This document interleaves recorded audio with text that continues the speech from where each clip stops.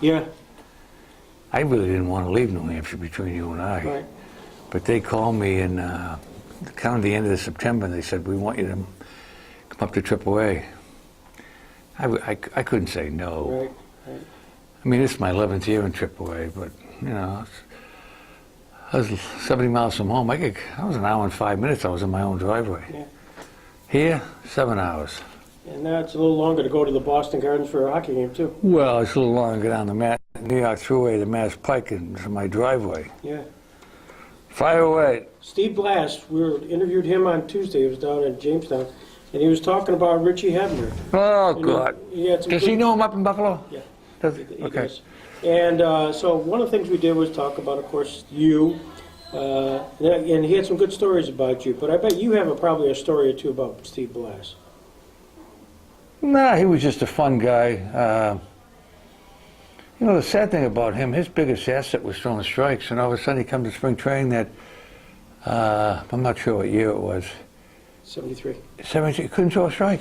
And it was the saddest thing. He never bounced back. And he was still young. He could have pitched 3 or 4 more years in the big leagues easily. I mean, I think he was 32 when it happened. Yeah. And, you know, we were taking batting practice down Pirate City, and he couldn't throw a ball inside in the cage. He was throwing. Everybody felt sorry for him because he was so well liked, and everybody said, "Well, I hope he comes back. Hope he comes back," and he never did. Right. Sad. It was a sad. You know, you got to figure he wins the '71 World Series. I don't know. He was good up until that happened. I mean, he was win games, throw strikes, get ground balls. Yeah. Does it get any better than that? And all of a sudden, ba-boom, couldn't throw a ball over the plate. Sad case.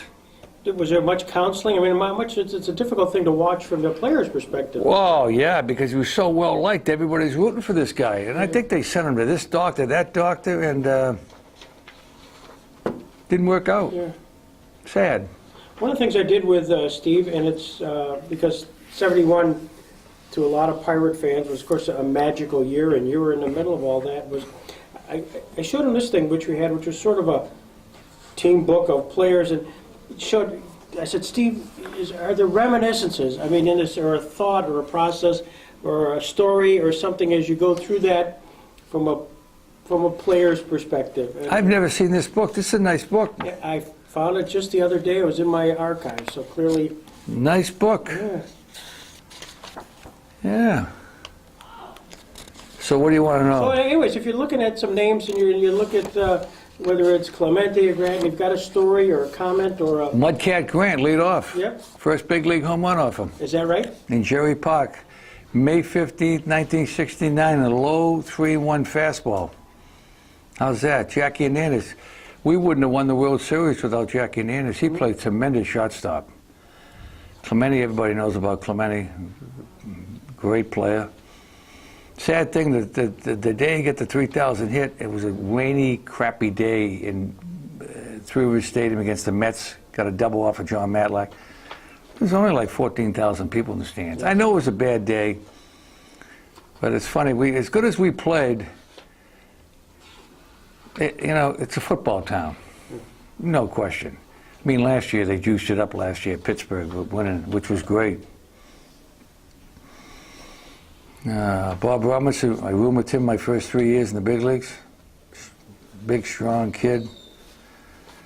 Justy was a great trade getting him from the Cardinals.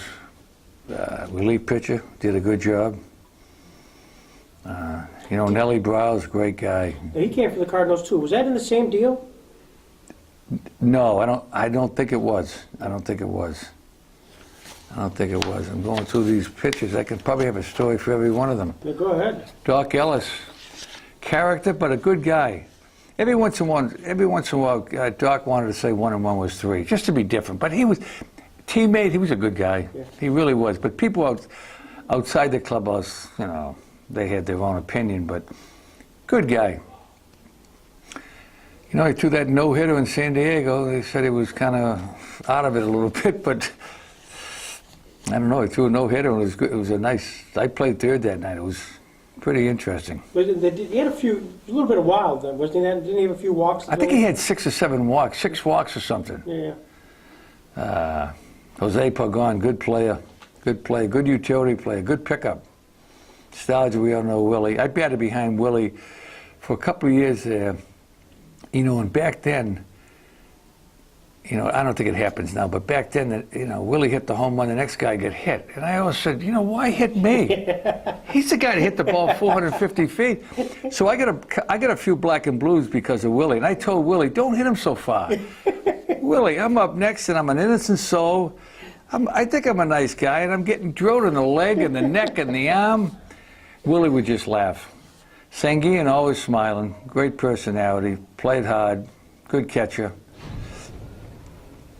Bob Veal, good guy, lives in Birmingham, Alabama. Great guy. Did you ever find, I know I was at a couple of games where it were just kind of misty and rainy and Veal's pitching, and guys just simply, you could just sense the other team kind of scared as if this guy can't even see what's thrown at. Well, he was intimidated. He was 6'8". He threw hard and a little bit wild. So you kind of a little tippy-toe in the batter's box. You don't want to get hit with a 95-mile-an-hour fastball. I don't think anybody want to get hit. Yeah. So he was a little intimidated. Cash played good. Cash and I, and it's funny, the guy that signed me, Chick Whalen, had 3 guys in that 71 team. Steve Blass, Dave Cash, and me. That's pretty good. One scout. Yeah. Chick Whalen, good guy. Passed away a few years ago. Was there any relation to Danny Whalen? No. Bob Moose, I went in the Marine Corps with him. They had 2 openings because of the Vietnam War. And, because if you didn't go to the reserves, 2 years, 1 year was in Vietnam. You didn't know if you're going to come back with a tag on your toe or not. So he and I went over, then he gets killed in a car accident on his birthday. Oh, gosh. His 30th birthday. Sad. Luke Walker. Someone told me about Luke about a month ago. I think he's still a cop in Texas. And I always said to Luke, I said, I'd be afraid to see you with a gun in your hand, Luke. Dale Oliver, good hitter. Got a lot of votes for the Hall of Fame. Got a lot of hits, 2,800 or something, close to 29. Was he one of the real pure hitters that you knew? Good hitter, yeah. Hit a lot of balls hard. Good hitter. Good first base. Good teammate. And I haven't seen him in a long time. Everybody knows about Maz. Very quiet guy. Very shy guy. Yeah. Yeah. Gene Alley. I think Gino could have played 2 or 3 more years. He kind of said, that's it for me. Because I think he retired. I'm not sure the age, but he wasn't that old. No, he wasn't. And he played good. And someone said he got the most votes in the 1966 All-Star game. You can look that up. Yeah. That's a pretty good accomplishment. You bet. I mean, he could play shortstop. I was looking at a picture in one of the yearbooks, and I saw you with Pie Trainer. Pie Trainer, yeah, that was early 1969-70. Pie would come down to spring training. Pie was originally from Somerville, Mass. And I'm from Norwood, Mass, not far away. And it was sad, they retired his number after he died. Yeah. Someone said he was walking downtown Pittsburgh, he dropped dead or something. And the next opening day the next year, which I don't know what it was, 72, 73, I gave his uniform to his wife. But a lot of teams don't like to retire numbers. Pie got in the Hall of Fame in 1947, I believe. Yeah, real early. And the only team like to retire numbers are the Yankees. You got a young guy coming up with the Yankees now. He's wearing 82, tight end for the New York Giants. Yeah. But it's funny, I had 2 numbers retired, and I got to pay to get in the Hall of Fame. I bought Pie Trainer. Then I got traded to Detroit, and they gave me number 2. And I walked out in Lakeland, and a couple of the writers said, do you feel funny with that uniform on? I'm looking around going, what the hell are they talking about? Charlie Garinger, I wore number 2 for 3 years. Sure. And that number should have been retired. But like I said, a lot of teams don't like to retire numbers. I mean, Charlie Garinger, Pie Trainer, pretty good players. Pretty good players, that's right. And it took Pie took Pie probably 26 years after he got in. And the poor guy died, and they retired his number. But like I said, some teams just don't retire his numbers easy unless you're a New York Yankee. Yeah. You had a chance to really, in that period of time of 1971, just harkening back to this year, where during the NL National League Championship Series, you took a couple of Hall of Famers down here. Yeah, Gaylord Perry and Juan Marichal. Yeah. It's funny that year we played them 12 times. We beat them 3. They beat us 9. Mm-hmm. Then we go to, we play them out there. Bob Robinson hits 3 home runs first game, and we beat them 3 games to 1. But yeah, they had our number. They had a good team. They had some good teams, but it was nice. Hit a home run off of Gaylord Perry, and then I hit a home run the next day off of Marichal. And then shortly thereafter, as you're playing the Orioles, you hit a home run off another Hall of Famer. Yeah. Jim Palmer. That was a big home run I hit. We were losing 11-0. I hit a 3-run home. We lost 11-3. I would have liked to get that ball. The ball was in the stands, and it never came out. I would have liked to get that ball. But talking about Hall of Famers, I got my first hit in the big leagues. I was afraid to get the ball. Really? Bob Gibson. Oh my gosh. Tough cookie. You bet. You take a big swing at him, I mean, the next pitch got a chance to be behind your neck. Yeah. So I got my first hit off Bob Gibson, April of 1969 in Busch Stadium. Was he that intimidating? Yes, and he was good. Yeah. Yeah, he was good. Look at his ERA back then. Oh, it's unbelievable. 1 point something. I mean, guys in the big leagues now have an ERA of 4 point something. They're making $12 million. I mean, his ERA was, and he had a lot of complete games. And he was not an easy out at the plate. He was a good athlete. He was a good athlete. Yeah. Good body, threw hard, good breaking ball, good stuff. J.R. Richards. Probably the toughest pitcher I ever faced. Yeah. Plus, when you played in the Dome, it was tough to see the ball there. Right. Plus, you were 6'8", threw close to 100 miles an hour. When he finished winding up, you could almost smell his breath what he ate that morning. He was nasty. Yeah. He's probably the toughest pitcher I've ever faced. Plus, he was just, like I said, he was wild enough where, I don't want to get hit with a guy throwing 100 miles an hour. So he's up and over, and he's a tough guy to hit. It's too bad he had that stroke. I mean, if he stayed healthy, he could have had some unbelievable numbers. Yeah. And I guess he complained. Nowadays, you complain of an ingrown toenail, they'll send you to the Mayo Clinic. But he was complaining, and I don't think they took him serious. And he had a stroke, I believe. And I really don't know how many years he pitched in the big leagues, but if he pitched 10, 12 years in the big leagues, he would have had some kind of numbers. Sure. Strikeouts, woo. You managed, you were with a couple of managers, Danny Murtaugh, Larry Shepard. Can you distinguish those guys? Shepard wasn't there that long. Shepard got fired at the end of the '69 season. That's when Murtaugh came in. But I had Shepard, Murtaugh, Billy Verdon, back to Murtaugh, Chuck Tanner. So I had different characters. Chuck was easy. Danny was kind of easy, but never missed a trick. Billy Verdon was tough. Larry Shepard was quiet. Larry was a good guy. Went to Mass every day. A real gentleman. Mm-hmm. But he got fired, and Murtaugh came in, and we started winning. You and Verdon didn't necessarily see eye to eye on everything, did you? Nah, I didn't. No, not really. But Billy's a good guy. Billy's a good guy. I was a young guy. He said some things that kind of hit a nerve with Billy, and we kind of clashed a little bit. But I see Billy at fantasy camps. Billy's almost 80 years old. He still looks good. That's amazing. Still looks good. But it's funny about Murtaugh. We used to fly all over the country playing baseball, and we had a radio guy, Bob Prince. Bob would have about 6 or 7 screwdrivers in the back of the plane, and Bob would feel pretty good. And Danny, we used to read these cowboy books, about 100 pages, and he'd fall asleep on the plane. And Prince would always go up and rip the last 20 pages out of the book. Now Murtaugh would get up and start, "Hey, son of a gun, where were you, Prince?"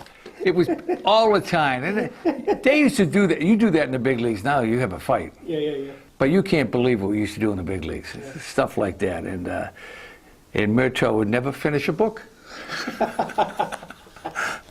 Funny stories. Well, give me your best Bob Prince story. That was one of them, but Prince, he jumped off. I wasn't there when he jumped out of the window in St. Louis into the pool. That took some nerve. Yeah. I mean, he slipped or something happened, you know. I might have been digging his grave. Yeah. But Prince was a character. I mean, the Prince, Jim Woods, Vince Scully's still around. The guy in St. Louis, great guy. His son, Jack Buck. Jack Buck. You know, those announcers are all gone now. I mean, they were characters. Carey. Yeah, Prince would be up. Thought he was off the air doing a commercial. Him and Woods would be up in Forbes Field and looking with binoculars, going, "God, look at that blonde down there." And it was. They thought they were off. There was more than a blonde. There was other comments, but I can't say them right now. But they get caught a few times looking through the binoculars at the stands. Gravedigger, you mentioned the fact. I mean, how often have people asked you about that whole connection with your dad, your brother? And Yeah. I dug graves for 35 years, pick and shovel. Really? Yeah, pick and shovel. And up where I live, that ground gets frozen. Then you get a 90-pound jackhammer. A lot of people thought it was PR. You know, Kirk Gowdy used to do the game Saturday afternoon, game of the week, and we were a lot of game of the week. And Kurt would mention it, and a lot of people would say, that's baloney. And I'd tell people, you want to come up in the middle of January, watch me dig a grave in a blizzard with a 90-pound jackhammer? Come on up. I'm not lying. Yeah. I did it for 35 years. No kidding. I buried a lot of people. I was reading a story, if you could maybe if you recite it, if you can remember it, is dealing with the Jewish cemetery, quite the issue. You know, you said that... I worked at a Jewish cemetery. Yeah. And apparently there was a story about possessing a wicked sense of humor. Hebner delighted telling his teammates the story of one particular incident as a gravedigger. It's a Jewish cemetery. Well, I'll dig the grave and they'll bury this man. Well, the wife sees the husband being lowered into the ground and she throws herself on top of the casket. Mm-hmm. Did that happen? She caught her foot in between the casket and you know, this much space between them, and we couldn't get her out. And we couldn't get her out. My brother Dennis had a couple of beers in him. And he told the rabbi, he says, "Well, leave her in there, we'll give him a discount. We'll bury both of them." Well, that didn't go over big. I got a lot of great stories about the cemetery. Matter of fact, there's a guy in Tom Gage. He's been a beat writer for the Tigers for 40 years, good friend of mine. And we were in Lakeland this spring, and Tom said, "I've never wrote a book, but I want to write a book about you." And I kind of laughed. I said, come on. But when I think of it, you know, I got 22 years in the big leagues. I dug graves for 35 years.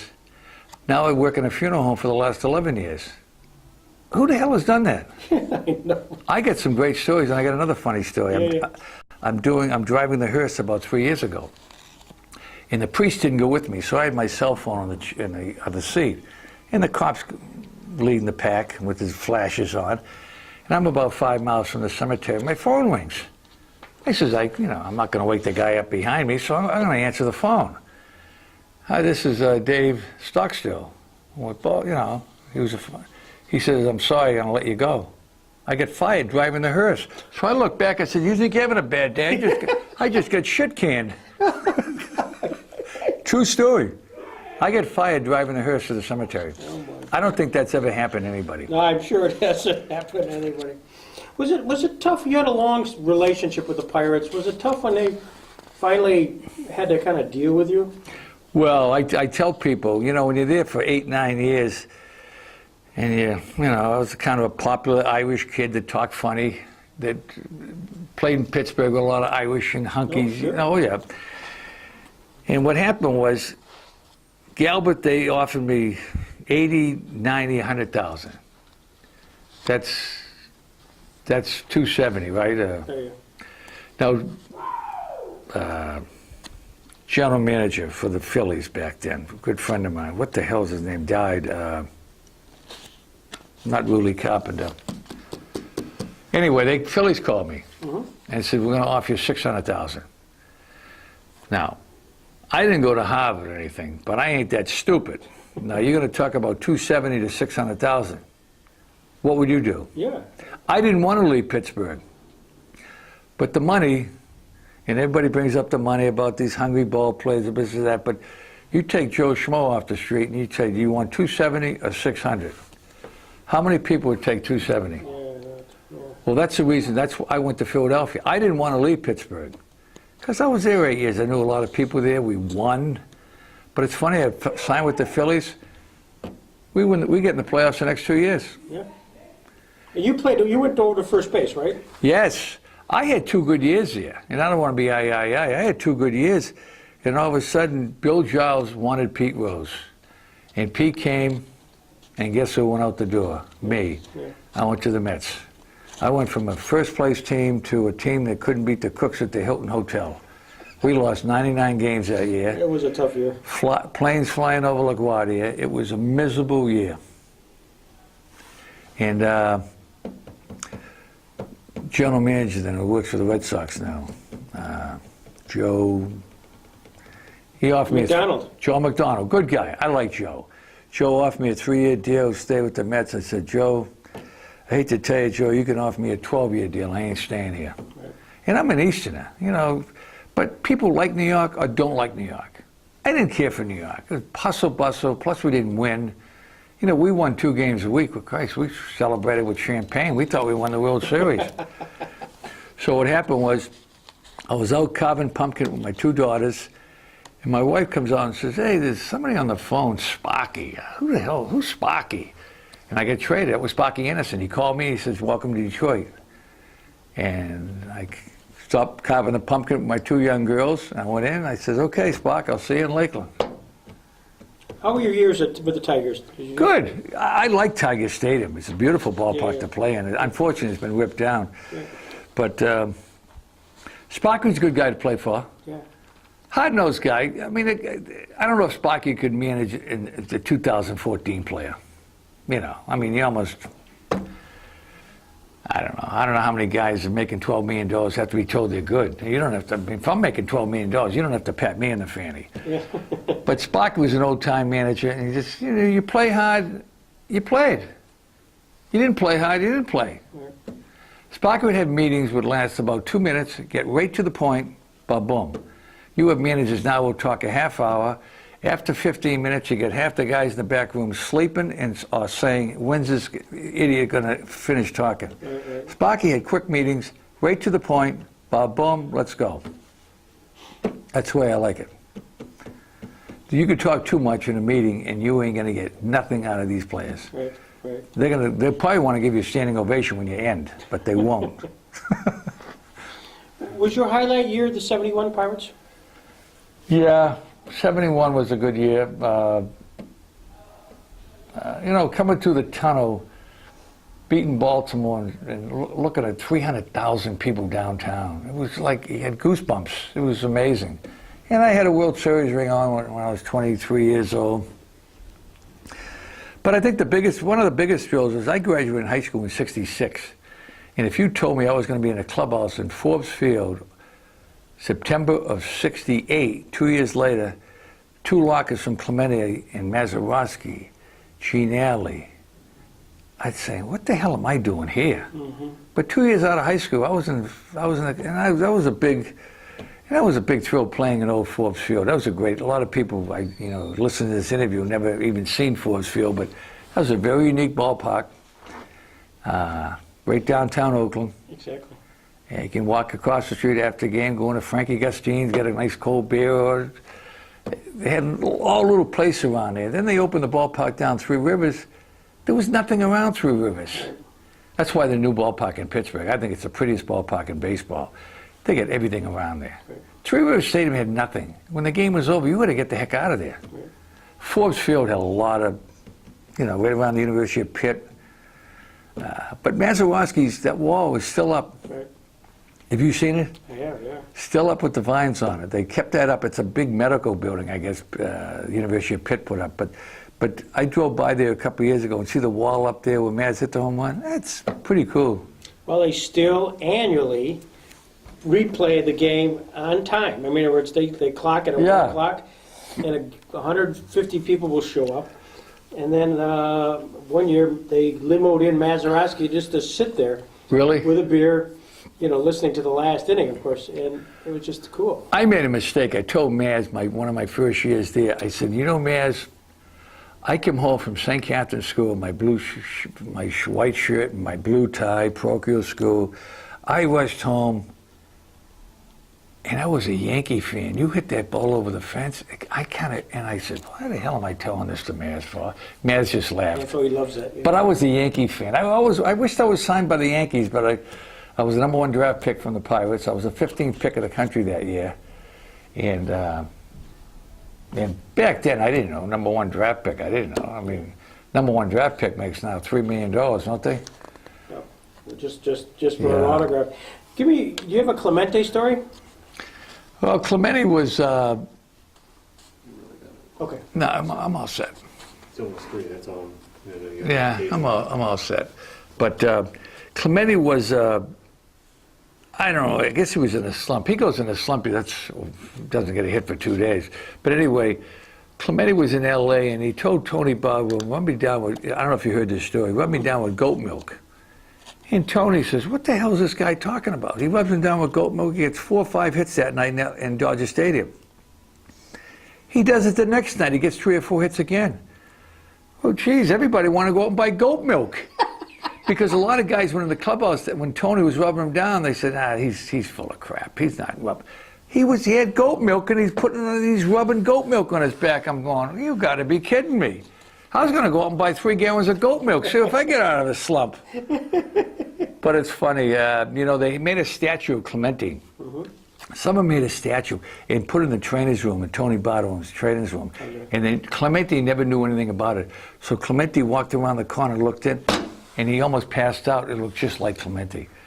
And they made a statue. And that was a funny thing. There's so many funny things that happened back then. Something? I should write a book. You should. I should write a book. And it's the kind of thing Tom Gage sits and does this. I mean, he actually asks you to just ask lots of questions, and it just comes back. Everything. You mentioned a name to me. Most likely, I'll have a story of a player. Yeah. And now I've been in the minor league 17 years. I get some great. I've coached some good players who's making a lot of money in the big leagues. But it's nice. It's nice to work in the minor leagues, see a guy get the big leagues and do well. You feel maybe I was a little part of it, Yeah. But what is the funniest thing that happened to Richie Hebner? Funniest thing happened to me? Jeez, I don't even know.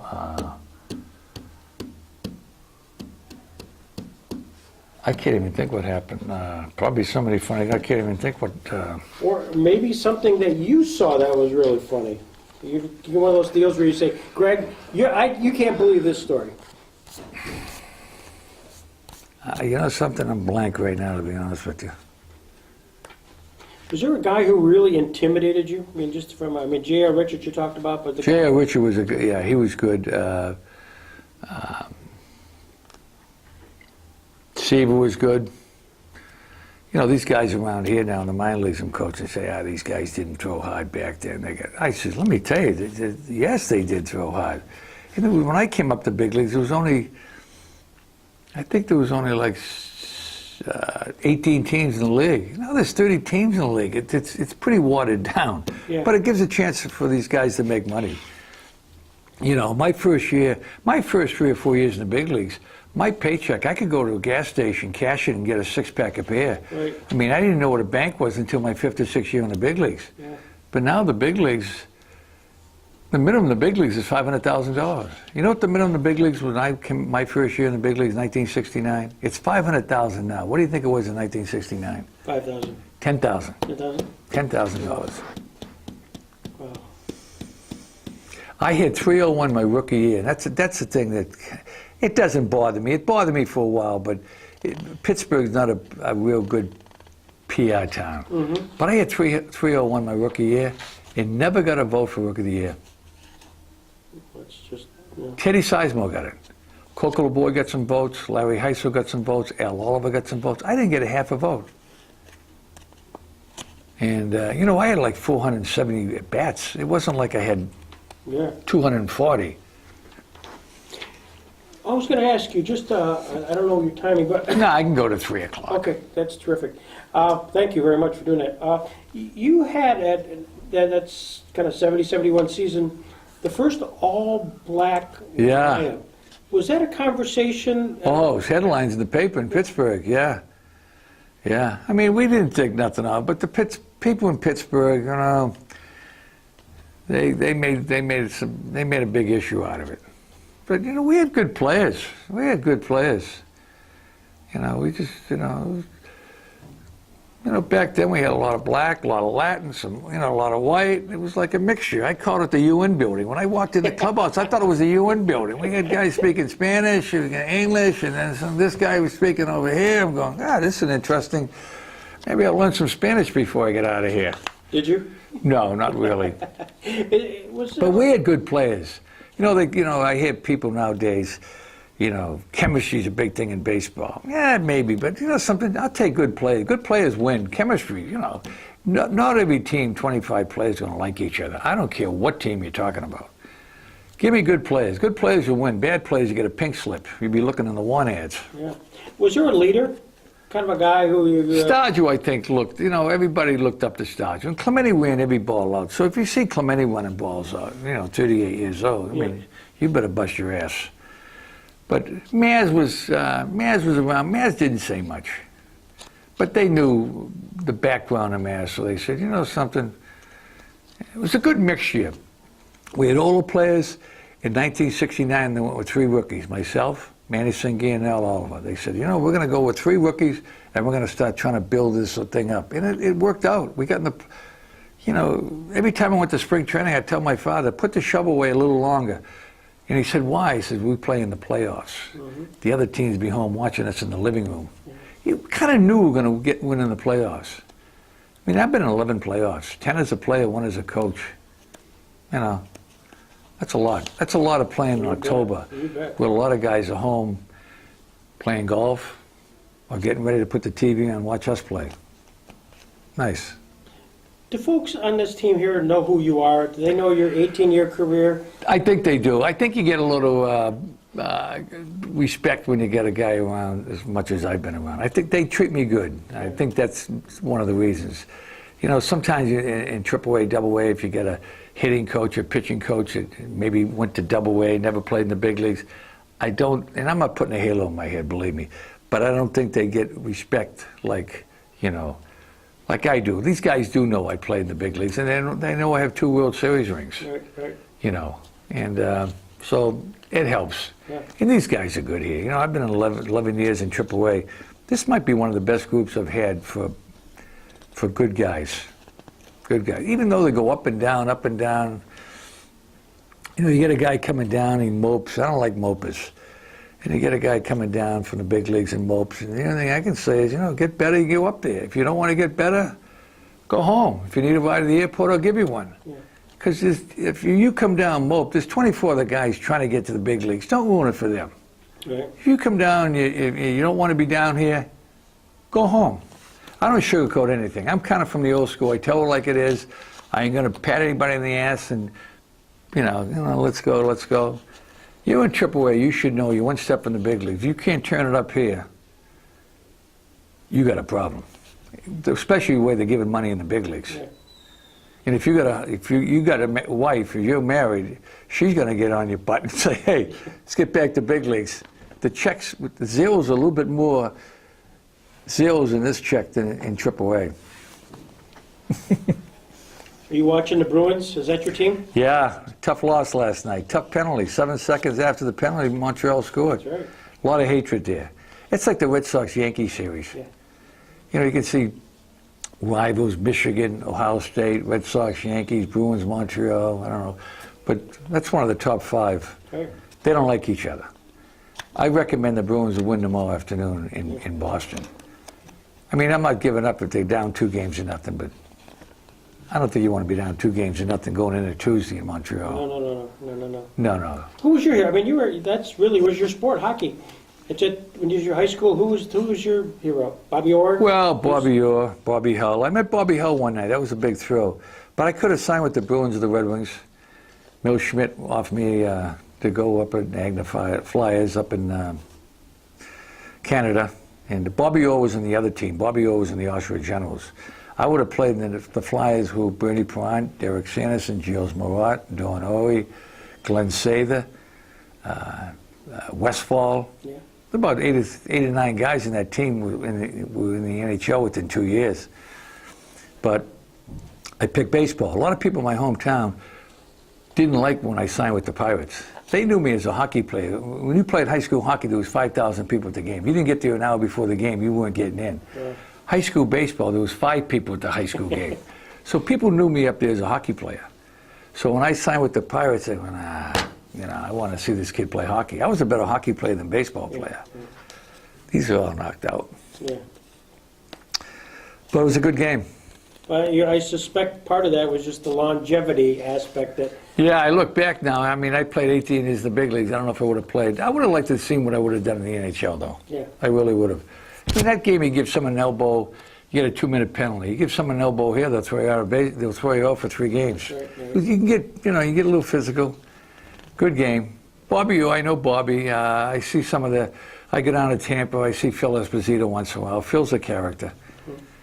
And I think hockey players are the nicest, down-to-earth players of any sport. And I was telling someone the other night, I think to win the Stanley Cup is the toughest thing to win in any sport. You got to win 4 series. You got to win 16 games. See, when the Bruins beat Vancouver a couple of years ago, they were 16-9, and they won and the 4 series you're playing are all good teams. You only probably have a night off, and you're playing every other night. I think winning the Stanley Cup is tougher than any sport. I kind of lost track last night. The Rangers and the Flyers, they had no break. It just went right from Game 6 to Game 7. Well, Wow. They're playing tonight. Oh, was it tonight? Tonight they're playing in Pittsburgh. Yeah. Okay. But it's it's a 12:30 game tomorrow. I won't see too much of it. But it's a good game. I know I've extended your time, and this has been incredible for me. Yeah, I mean, let me tell you, I could talk here until the sun went down. I got more stories. Well, maybe sometime when it permits, I'd love to have that. Yeah, come back. You know where I'm going to be. Yeah, well, I do. Can I get you to autograph that there? Just sort of, that'd be terrific. Whereabouts? Oh, anyway, what up here, baby? This has been a real thrill for me, Richie.